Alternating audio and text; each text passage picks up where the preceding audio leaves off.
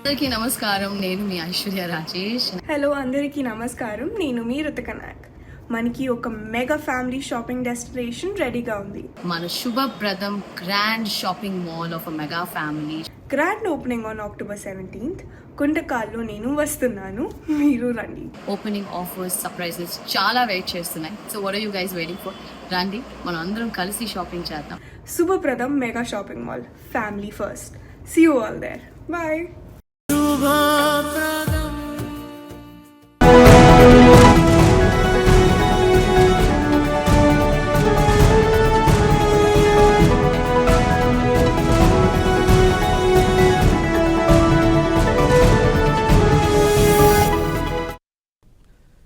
आदाब, मुंसिफ टीवी में आपका इस्तकबाल है और आप देख रहे हैं तेलंगाना न्यूज। पहले हेडलाइंस। वज़ीर आला रेवंत रेड्डी की सदारत में मुनक्किद हुआ काबीना का इजलास। काबीना ने मुख्तलिफ उमूर पर किया तबादला ख्याल, कई अहम फैसलों को दी मंजूरी।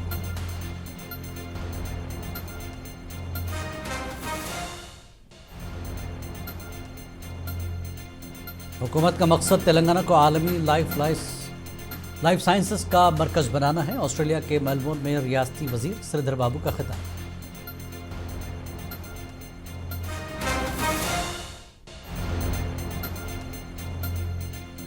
साबिक वज़ीर आला KCR ने एरावली में पार्टी कायदीन के साथ मुनक्किद किया इजलास। जुबली हिल्स ज़िमनी इंतखाब पर किया तबादला ख्याल।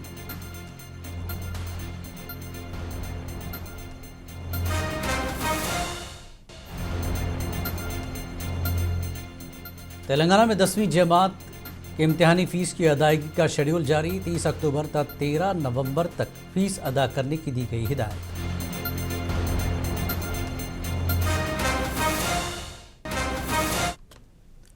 और अब खबरें तफसील से। वज़ीर आला रेवंत रेड्डी की सदारत में काबीना का इजलास मुनक्किद हुआ। काबीना ने मुख्तलिफ उमूर पर तबादला ख्याल किया और कई एक अहम फैसलों को मंजूरी दी। काबीना ने लोकल बॉडीज़ के इंतखाबात के मुकाबले में फ़िलहाल नाफिज 2 बच्चों के उसूल को ख़त्म करने की मंजूरी दे दी। इसके लिए काबीना ने तेलंगाना पंचायत राज एक्ट 2018 के सेक्शन को हटाने का फैसला किया। ज़राए के मुताबिक बताया जाता है कि काबीना ने SLBC टनल की तज़यीन और आराइश पर तबादला ख्याल किया और इस पर फैसला लिया है।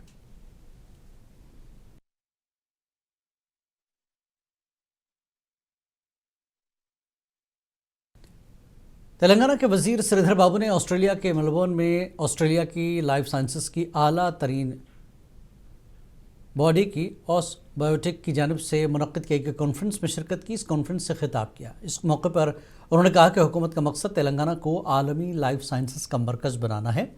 इस मौके पर उन्होंने तेलंगाना में लाइफ साइंसेस की पेशरफ्त, मुस्तकबिल के मंसूबों और सरमायाकारी के मौक़ों से भी वाकिफ़ करवाया।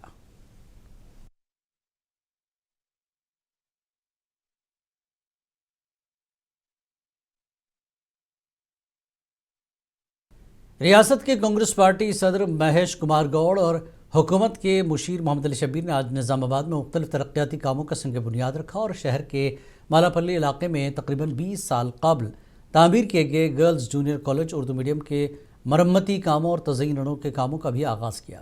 इस मौके पर महेश कुमार गौड़ और शब्बीर अली ने खिताब करते हुए कहा कि कांग्रेस हुकूमत तालीमी मैदान में नौजवानों को आगे बढ़ाने के लिए हर मुमकिन इक़दाम कर रही है। मुसलमानों को 4% रिजर्वेशन की फराहमी कांग्रेस का कारनामा है।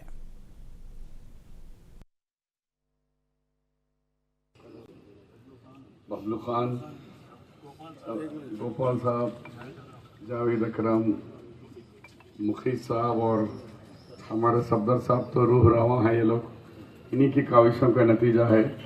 मैं गेस्ट हाउस में भी सोने नहीं दिए, कामरेड्डी में, हैदराबाद जहाँ है वहाँ आ देंगे कि हमको गर्ल्स का मैं भी नहीं मालूम भी ऐसा है यहाँ पर। तो खैर हर चीज़ का एक टाइम आना। अब आ गया 37 लाख रुपये के से ये काम शुरू होगा और पैसा की कमी नहीं। हम जब भी बोले जितना पैसा चाहे देंगे, तो उन्होंने सब 37 लाख रुपये से हम फिर रिनोवेट कर देते हैं। उसके बाद यहाँ कॉलेज को फिर से बसाएंगे क्योंकि गर्ल्स सेंटर में है। कुछ लोग कहीं मालापल्ली में कहीं दूर जा रहे थे। हम बोले यहाँ जहाँ है ये एक सेंटर है, बच्चियों को हिफाजत के साथ उनके माँ बाप बड़े हिफाजत से छोड़ के जा सकते हैं। अगर दूर जाएंगे तो थोड़ा सा बच्चों की तादाद कम हो जाएंगी, ये इन लोगों का डाउट था, इसको पूरा कर दिए। और एक भी आपको एक नई खबर सुनाता हूँ कि 4 दिन पहले चीफ मिनिस्टर साहब ने SC, ST, BC माइनॉरिटी का रिव्यू मीटिंग लेकर ये डिसाइड करे निजामाबाद में टेम्बरिज के 3 कॉलेजेस की बिल्डिंगा जो बन के रेडी है, एक बिल्डिंग का इफ्तिताह भी हुआ और दूसरे 2 बिल्डिंगों को कॉन्ट्रैक्टर से हैंडओवर लेना है। उसके लिए जुमला 64 करोड़ रुपीस होना था, वो 64 करोड़ रुपीस सैंक्शन दे दिए। इंशाल्लाह दिसंबर तक वो तीनों बिल्डिंगें हमारे पास मुकम्मल तौर पर आएंगे, कोई किराए। निजामाबाद में CCS कांस्टेबल प्रमोद के अहल खाना से तेलंगाना प्रदेश कांग्रेस के सदर महेश कुमार गौड़ और हुकूमत के मुशीर मोहम्मद अली शब्बीर ने मुलाकात की। इस मौके पर महेश कुमार गौड़ और शब्बीर अली ने प्रमोद के अहल खाना को तसल्ली दी और कहा कि हुकूमत उनके साथ है और हर तरह उनकी मदद करने का यकीन दिलाया। याद रहे कि हाल ही में रियाज नामी शख्स ने कांस्टेबल प्रमोद का कत्ल किया था।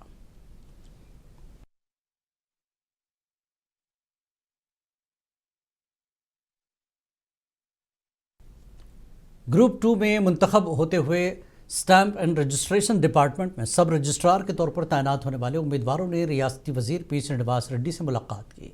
इस मौके पर वजीर श्रीनिवास रेड्डी ने उन्हें मुबारकबाद दी, इंडियन स्टैम्प एक्ट की किताबें पेश की और इस मौके पर रियासती वजीर श्रीनिवास रेड्डी ने कहा कि कांग्रेस के दौर हुकूमत में नौजवानों को मुलाजमतें फराहम की जा रही हैं, हुकूमत अवाम से किए गए वादों को पूरा कर रही है।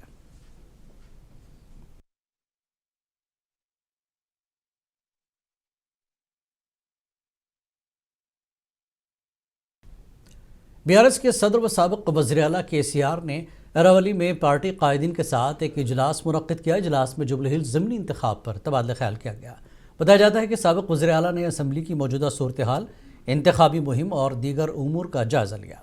उन्होंने पार्टी उम्मीदवार की कामयाबी के काम करने पार्टी कायदीन को हिदायत दी। इजलास में साबिक़ वज़रा हरीश राव, जगदीश रेड्डी, ई दयाकर राव, T श्रीनिवास यादव और पार्टी के अरकान असम्बली दीगर मौजूद थे।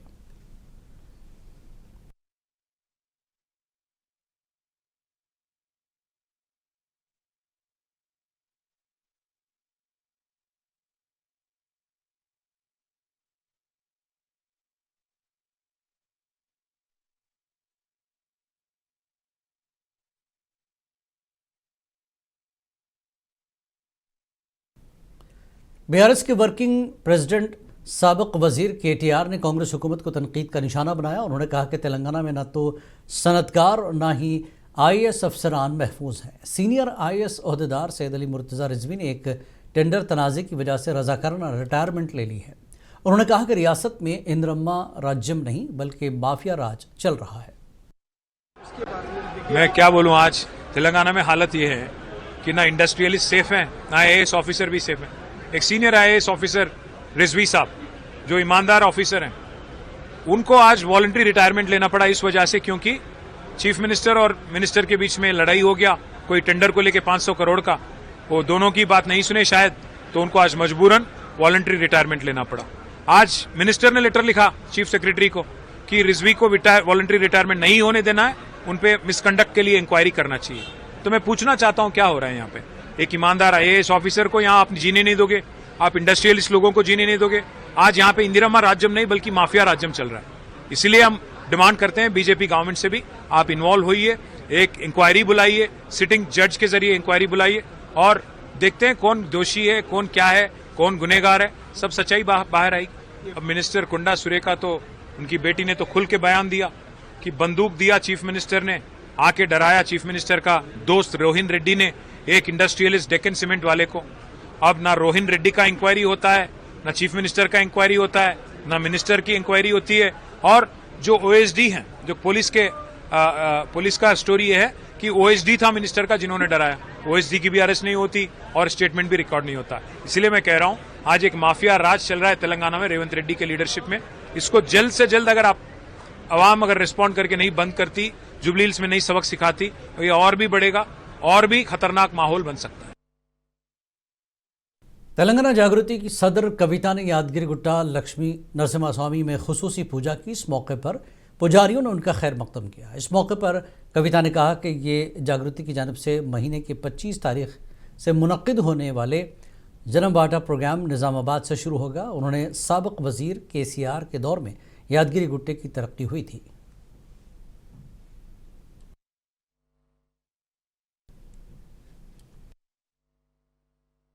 మరి ప్రత్యేకించి మొన్న తిరుమలకు వెళ్ళి ఈరోజు లక్ష్మీనరసింహస్వామి దగ్గరికి వెళ్ళి వరుసగా ఒక్కొక్క పుణ్యక్షేత్రానికి వెళ్ళి తెలంగాణ జాగృతి జనం బాట అనే కార్యక్రమం ఏదైతే ఈ నెల 25వ తారీఖున చేపడతా ఉన్నామో ఆ కార్యక్రమం మరి ఎటువంటి అవాంతరాలు లేకుండా జరగాలని ప్రజల వద్దకు మేము వెళ్ళేటటువంటి క్రమంలో ప్రజా సమస్యల్ని అర్థం చేసుకునేటటువంటి శక్తి మా భగవంతుడు మా జాగృతి నాయకులందరూ కూడా ఇవ్వాలని చెప్పి ఒక విశ్వాసంతో ఒక ఆలోచనతోని మరి దైవ దర్శనాలన్నీ చేసుకుంటూ ఉన్నాము. మరి 25వ తారీఖు నాడు జాగృతి జనం బాట అనే కార్యక్రమం ప్రారంభమవుతుంది. మా నిజామాబాద్ జిల్లా నుంచి మా సొంత ఊరు నుండి ప్రారంభించి 33 జిల్లాలు కూడా 4 నెలల పాటు కంటిన్యూస్గా మేము మరి పర్యటన చేస్తాం. ప్రతి జిల్లా కేంద్రంలో కూడా 2 రోజులు ఉండి అక్కడ ఉండేటటువంటి మేధావులను, విద్యావంతులను, అదేవిధంగా రైతులను, రైతు కూలీలను, విద్యార్థులను, ప్రతి ఒక్కరిని, అందరికన్నా ముఖ్యంగా మా ఆడబిడ్డలను, మా యువకులను అందరినీ కూడా కలిసి మరి ఆయా జిల్లాల్లో ఉండేటటువంటి సమస్యలు ఏంటి, వాటి పరిష్కారానికి ఏ దిశగా మనం ప్రయత్నం చేయాలి, ఇప్పుడు ఉన్నటువంటి ప్రభుత్వాలు మరి అదేవిధంగా ప్రతిపక్షాలు ఈ వైఖరి ఎట్లా ఉంది, ఇంకా ఎట్లా ఉండాలి, ఇటువంటి అన్ని అంశాలు కూడా కూలంకుషంగా చర్చించడానికి జాగృతి జనం బాట ఒక వేదిక అవుతుందని చెప్పి మేము బలంగా నమ్ముతా ఉన్నాం. తెలంగాణ జాగృతి సంస్థ మీ అందరికీ తెలుసు, 19వ సంవత్సరం. మేము ఒక NGOగా పుట్టినా కూడా ప్రతినిత్యం ప్రజల కోసమే మాట్లాడినాం. ఆనాడు తెలంగాణ ఉద్యమంలో కూడా పాలిటిక్స్ మాట్లాడినాం. తెలంగాణ ఉద్యమంలో కూడా రాజకీయ సమీకరణలు ఎట్లుండాలి, తద్వారా తెలంగాణ ప్రజలకు ఏ విధంగా బెనిఫిట్ పొందాలనే అంశాలు ఆనాడు మాట్లాడినాం. ఈనాడు కూడా మేము ఒక సివిల్ సొసైటీ ఆర్గనైజేషన్గా ఉన్నప్పటికీ రాజకీయాలు పుష్కలంగా మాట్లాడతాం. రాజకీయాలు మాట్లాడి ప్రజలకు మేలు చేయాలంటే పార్టీ ఉండాల్సిన అవసరం లేదు.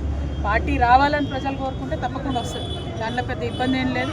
పక్కన ఉన్న ఆంధ్రప్రదేశ్లో 2 పార్టీలు ఉన్నాయి, తమిళనాడులో 2 ప్రాంతీయ పార్టీలు ఉన్నాయి, ఆంధ్రప్రదేశ్లో 3 ఉన్నాయి, అట్లనే కేరళలో అయితే గల్లీకోట ఉంటుంది. సో పార్టీలు ఉండడం లేకపోవడం పెద్ద విషయం కాదు, జాగృతి పార్టీగా మారడం కూడా పెద్ద విషయం కాదు. కానీ దానికి కూడా ఒక సమయం, సందర్భం, ప్రజలకు అవసరం.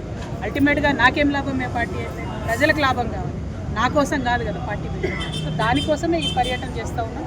ఈ పర్యటనలో మళ్ళీ మీ దగ్గర కూడా వస్తాం, అప్పుడు మళ్ళీ మిమ్మల్ని కూడా కలుస్తాం, మీ సలహాలు ఇవ్వాలి, ఎట్లా మన యాదాద్రిని డెవలప్ చేసుకోవాలి ఏంటని, దాని నుండి ఒక ఆలోచన తీసుకుంటాం.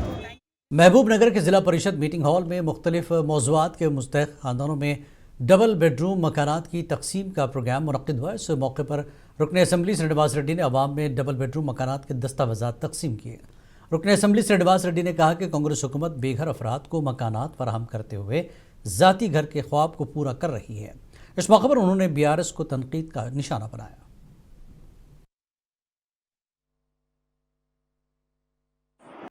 గతంలో డబుల్ బెడ్రూమ్లు ఇస్తా అని చెప్పడం జరిగింది. గతంలో ఉన్న ప్రభుత్వాలు కొన్ని వేల మంది ఆశపడ్డారు, కానీ వాళ్ళ 10 సంవత్సరాల కాలంలో కొన్నిటినే వాళ్ళు పూర్తి చేయగలిగారు. చాలా తక్కువ, 1% కూడా ఇవ్వలేకపోయింది. దాంట్లో నేను అధికారంలోకి వచ్చిన తర్వాత సగం సగం నిర్మాణంతో ఉన్నాయి. వాటన్నిటిని కూడా మళ్ళీ పూర్తి చేయడము, వాటికి కావాల్సిన వాటర్ సప్లై కావచ్చు, ఎలక్ట్రిసిటీ కావచ్చు, ఇంకా మిగతావన్నిటిని కూడా 9 కోట్ల రూపాయలు శాంక్షన్ చేయించి మళ్ళీ వాటిని కంప్లీట్ చేసే దిశలో ఆర్డర్స్ ఇప్పించి కాంట్రాక్టర్లకు కూడా అప్పచెప్పడం జరిగింది. కొన్ని పూర్తయినాయి, కొన్ని త్వరలోనే పూర్తవుతాయి. అయితే ఇక్కడ ముఖ్యంగా నేను చెప్పాల్సింది ఏంటి అంటే, ఈ లబ్ధిదారులను గుర్తించడంలో గతంలో లాగా ఎమ్మెల్యే ఎవరికి చెప్తే వాళ్ళకి ఇవ్వడమో, నాయకులు ఎవరికి చెప్తే వాళ్ళకి ఇవ్వడమో జరగలే. ఇది మీరు అందరూ కూడా ఆలోచన చేయాలి. అధికారులకు స్ట్రిక్ట్ ఇన్స్ట్రక్షన్స్ ఇచ్చినాం. ఒకవేళ గ్రామాల్లో ఉన్న రాజకీయ నాయకులు కూడా ఫలానా వాళ్ళు పేదవారు అని చెప్తే అధికారులకు చెప్పమని చెప్పినాం. ఒకరికి 2 సార్లు వాళ్ళ పరిస్థితిని చూసి వాళ్ళు నిజంగా అర్హులో కారు అని చెప్పి బేరీజు వేసుకున్న తర్వాత వాళ్ళు లిస్ట్ ప్రిపేర్ చేయడం జరిగింది. ఎవరికైతే రావు అమ్మ ఇందిరమ్మ ఇండ్లు, మీరు ఎలిజిబుల్ అయితే ఖచ్చితంగా ఇందిరమ్మ ఇండ్లు కూడా మీకు వస్తాయి. ఎలిజిబుల్ అయిన ప్రతి ఒక్కరికి కూడా ఇండ్లు కట్టించాలనే మా గవర్నమెంట్ నిర్ణయం తీసుకుంది. మన నియోజకవర్గంలో 3500 ఇండ్లు ఉన్నాయి. ఎలిజిబిలిటీ వాళ్ళకి కొందరికి ఇచ్చినాం, కట్టుకుంటున్నారు. ఇంకా సెకండ్ ఫేజ్లో ఇంకా ఎలిజిబుల్ ఉన్న వాళ్ళకి ఇస్తాం. కాబట్టి ప్రతి పేదవాడికి కూడా ఇల్లు కట్టియాలి అని చెప్పి ఆలోచనే మా ప్రభుత్వానికి ఉంది తప్ప బంగళాలు ఉన్నోళ్లకు, కార్లు ఉన్నోళ్లకు ఇండ్లు కట్టియం. మేము ఎక్కడైనా పొరపాట్లు జరిగినా మా దృష్టికి తీసుకొస్తే దాన్ని సరిచేసే ప్రయత్నం చేస్తాం.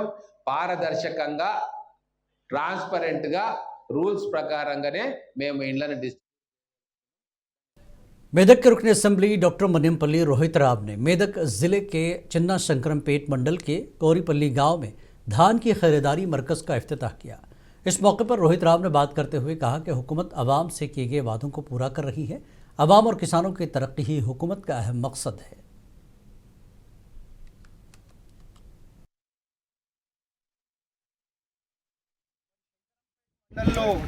పలు ఐకేపీ సెంటర్లు ప్రారంభించుకుంటా ఉన్నాం. మరి మన కాంగ్రెస్ ప్రభుత్వం ఎప్పుడు కూడా రైతుల పక్షపాతి ప్రభుత్వంగా వ్యవహరిస్తూ ఉన్నది. కాబట్టి రైతులను అభివృద్ధి చెందే విధంగా మేము పనిచేస్తూ మరి అన్ని విధాలుగా కూడా శంకరంపేట మండల్ని, అన్ని గ్రామాలను కూడా మరి అభివృద్ధి, సేవా, సంక్షేమ కార్యక్రమాలలో ముందుకు తీసుకుపోతామని చెప్పి మరి మీ ద్వారా నా మెదక్ కుటుంబ సభ్యులకు తెలియజేసుకుంటూ हैदराबाद के मदाफती इलाके पुजारा में पेश आए फायरिंग के वाक़े ने रियासत में हलचल मचा दी है। इस केस में अहम पेशरफ्त सामने आई। पुलिस ने गांव रक्षक प्रशांत सिंह सोनू सिंह पर फायरिंग करने वाले 3 मुलजमीन को गिरफ्तार कर लिया। इस सिलसिले में विश्व हिंदू परिषद रक्षा परिषद की कौमी महिला सदर यमुना पाठक ने मुलजमीन के खिलाफ सख्त कार्रवाई का मुतालबा किया। उन्होंने कहा कि ये हरकत नाकाबिल बर्दाश्त है। కష్టకరమైన సిచ్యువేషన్ మనం చూస్తూ ఉన్నాం తెలంగాణ రాష్ట్రంలో. ఇప్పటి వరకు సోను సింగ్ అనే ప్రశాంత్ అనే అబ్బాయి మీద, ఒక గోరక్షక్ మీద అటాక్ చేసిన తర్వాత ఇప్పటి వరకు కూడా స్పందన లేకపోవడం, ఇప్పటి వరకు కూడా నిందితుడిని అరెస్ట్ చేయలేకపోవడం నిజంగా దురదృష్టకరం. మనందరికీ కూడా ఇది ఒక్కసారి కాదు, ఎన్నోసార్లు గత సంవత్సరాలుగా, కొన్ని సంవత్సరాలుగా గోరక్షకుల మీద జరుగుతున్న దాడి అంతా ఇంత కాదు. వాళ్ళ ప్రాణాలకు సైతం వాళ్ళు పనంగా పెట్టి ఈరోజు గోవులను రక్షించే ప్రయత్నంలో మరి రాష్ట్ర ప్రభుత్వ उधर दूसरी जानब बीजेपी ने गौरक्षा के कारकुन सोनू पर हमले के खिलाफ हैदराबाद में डीजीपी दफ्तर के करीब और हुकूमत के खिलाफ शदीद एहतजाज किया। बीजेपी कायदीन ने कहा कि तेलंगाना में कांग्रेस के इख्तिदार में आने के बाद गौरक्षक महफूज नहीं है।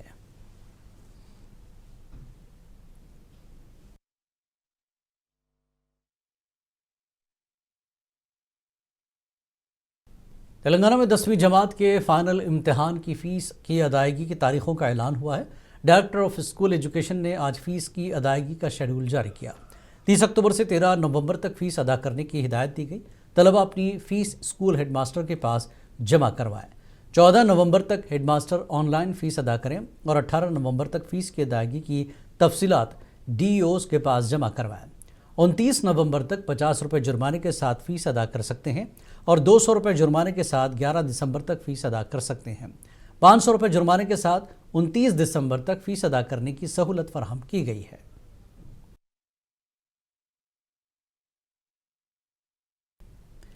मवेशियों को लिम्पी स्किन डिजीज से बचाने के लिए महबूबनगर ज़िले में वैक्सीनेशन कैंप लगाया गया है। ये कैंप 14 नवंबर तक जारी रहेगा। ज़िला कलेक्टर वेजेंद्र अबोई ने किसानों से मुफ्त टीकाकारी मुहिम से फ़ायदा उठाने की अपील की। आज ज़िला कलेक्टर ने ज़िला महबूबनगर के मोहम्मदाबाद मंडल के गंगायापल्ली देहात का दौरा किया। इस दौरान वहां पर लगाए गए वैक्सीनेशन कैंप का मुआयना किया। कलेक्टर ने बताया कि मवेशियों को बीमारी से बचाव के लिए 52 टीमें तश्कील दी गई हैं जो तमाम देहातों में जाकर मवेशियों को मुफ्त टीके लगाएंगे। इस मौके पर उन्होंने इंदिरा हाउसिंग स्कीम के मकानात की पेशरफ्त का जायज़ा लिया। इस दौरे में ज़िला हैवानात अफसर मधुसूदन को गौड़, मंडल और ग्राम पंचायत के अहदेदार भी मौजूद थे।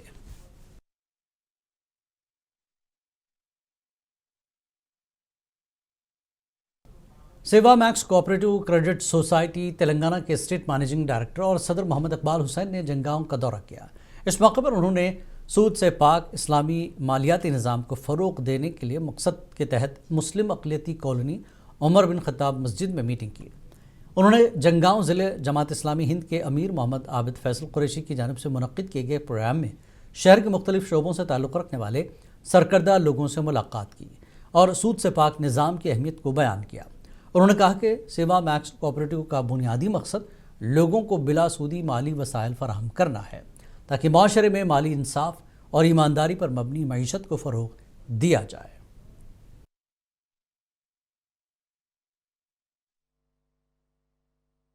आज जनगांव में विजिट का मौका हासिल रहा। यहाँ के मौजूदीन शहर के साथ एक मुलाकात रही जिसमें सहूलत माइक्रो फाइनेंस के तहत जो सेवा सोसाइटीज काम कर रही हैं उनका एक तफसीली तारुफ जो है यहाँ पर पेश किया गया। आप जानते हैं कि सेवा तेलंगाना, आंध्र प्रदेश और कर्नाटका में ये माइक्रो फाइनेंस सोसाइटीज जो है सहूलत के अंदर में कायम की जाती हैं। ये सोसाइटीज इसलिए कायम की जाती हैं कि हम इंटरेस्ट फ्री जो है सोसाइटी को प्रमोट करें। जो छोटा कारोबार करने वाले लोग हैं जिनको फाइनेंशियल असिस्टेंस की ज़रूरत होती है, जिसके लिए वो सूद सा पैसा हासिल करते हैं, जिसकी वजह से उनके काफ़ी कारोबार में मुश्किलात पेश आती हैं। तो इसके सल्यूशन के तौर पर हमने कोऑपरेटिव सोसाइटीज़ को इस रीजन के अंदर रजिस्टर किया है सेवा के नाम से। वरंगल के अंदर भी ये सोसाइटीज़ काम कर रही हैं। तो आज जनगांव में उसके मुकम्मल तारुफ के लिए यहाँ पर आने का इत्तेफाक हुआ है। मैं उम्मीद करता हूँ कि मुस्तक़बिल करीब में इंशाअल्लाह जनगांव के अंदर भी सेवा की ब्रांच का क़याम अमल। मेदक मिली एसोसिएशन की जानब से मोहल्ला आजमपुरा के माइनॉरिटी फंक्शन हॉल में मकामी आइम्मा मसाजिद और सुदूर के लिए एक इजलास मुनक़्क़िद किया गया। इजलास का मकसद समाज में बढ़ती हुई बुराइयों पर काबू पाना था। इस मौके पर मुफ्ती मोहम्मद उबैदुर रहमान ने खिताब करते हुए मस्जिद के इमाम और मोहल्ला वालों का ताल्लुक़ बहुत ज़्यादा मजबूत होना चाहिए, जबकि मौलाना मीर आबिदुल्ला नदवी ने मुआशरती बुराइयों के उन्वान पर खिताब करते हुए कहा कि समाज में जहेज़ मोबाइल का बेजा इस्तेमाल बढ़ रहा है। इन बुराइयों की रोकथाम हम सब की जिम्मेदारी है। इस इजलास से दीगर उलमा कराम ने भी खिताब किया।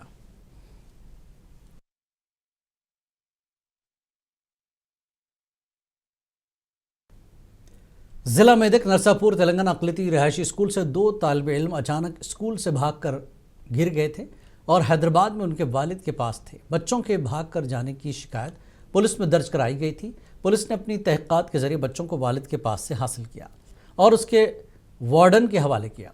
पुलिस ने कहा कि वालिदैन के दरमियान तनाज़ा चल रहा है। इस तनाज़े की वजह से बच्चे स्कूल में खेलने के दौरान अचानक बस स्टैंड गए और अपने वालिद को फ़ोन किया और वहाँ से हैदराबाद गए। पुलिस ने कहा कि वालिदा नरसापुर में रहा करती हैं और वालिद हैदराबाद में रहते हैं। తేదీ 21/10/2025 నిన్న రాత్రి 7:30 Nasima Sheikh Telangana minority residential school principal గారు మా పిఎస్కి వచ్చేసి ఒక దరఖాస్తు ఇచ్చారు. దరఖాస్తు ఏమనగా నిన్న ఉదయం మహమ్మద్ అన్సర్ మరియు మొహమ్మద్ నవాజ్ అలీ, మొహమ్మద్ అన్సర్ వయసు 12 సంవత్సరాలు, మొహమ్మద్ నవాజ్ అలీ వయసు 11 సంవత్సరాలు. ఈ ఇద్దరు పిల్లలు ఎవరైతే ఉన్నారో వాళ్ళు గ్రౌండ్ లో ఆడుకుంటూ అక్కడ నుంచి మిస్ అయిన తర్వాత మేము అన్ని చోట్ల ఎత్తినా కానీ వాళ్ళు ఆచూకీ దొరకలేదని మాకు దరఖాస్తు ఇచ్చారు. దరఖాస్తు ఇస్తే దీన్ని కేసు చేసేసి వీటి విషయం గురించి విచారించగా వాళ్ళ తల్లిదండ్రుల మధ్యన గత 3 సంవత్సరాల నుంచి ఫ్యామిలీ డిస్ప్యూట్స్ ఉన్నాయి. ఆ 3 సంవత్సరాల నుంచి వాళ్ళు కలిసి ఉండలేరు. అయితే तेलंगाना में आइंदा 4 दिनों तक हल्की से लेकर शदीद बारिश का इम्कान है। हैदराबाद के महकमा मौसमियात के मुताबिक आज कोत्तागुड़म, खम्मम, नलगुंडा और दीगर अजला में बारिश होगी। महकमा मौसमियात के मुताबिक जुमे को बकराबाद, संगारेड्डी, मेदक, कामारेड्डी और दीगर अजला में बारिश हो सकती है। इस दौरान ओहदेदारों ने काश्तकारों और अवाम को चौकस रहने का मशवरा दिया। तेलंगाना न्यूज़ में फ़िलहाल इतना ही। आदाब।